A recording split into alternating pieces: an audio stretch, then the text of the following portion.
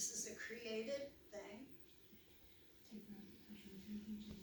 It's a shell. And I believe that, and also some of you might disagree with this because as far as what I'm going to share today, it's okay if you disagree.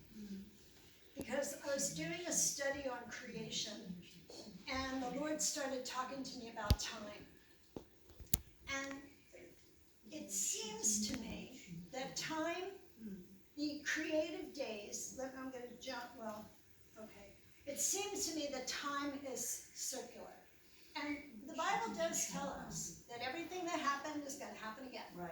And that nothing new under the earth, it keeps happening and happening. And so this is my belief that the old creative days are not 24-hour days.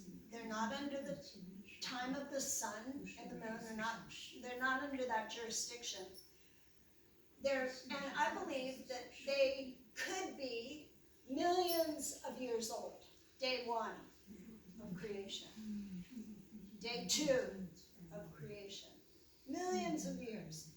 Now, Paul and I had this discussion one time, Paul, if you remember.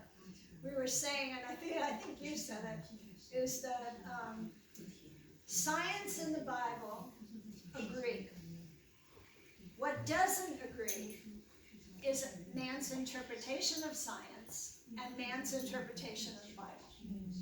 That's where the error is. The man can either try to interpret science and maybe incorrectly, and man also can incorrectly interpret the Bible.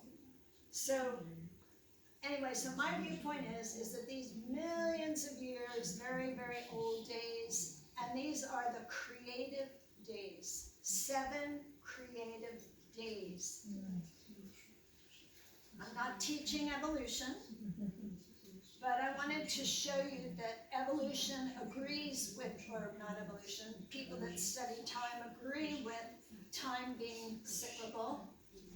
And, there is evidence of fossils. Now, whether they are able to detect the exact age or how they do all that, I don't know, but I do think a lot of it is accurate.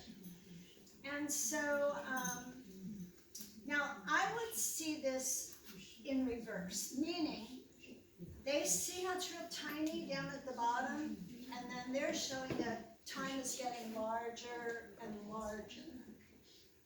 What I think, I'm not going to say I believe, but what I think is that those old creative days were large.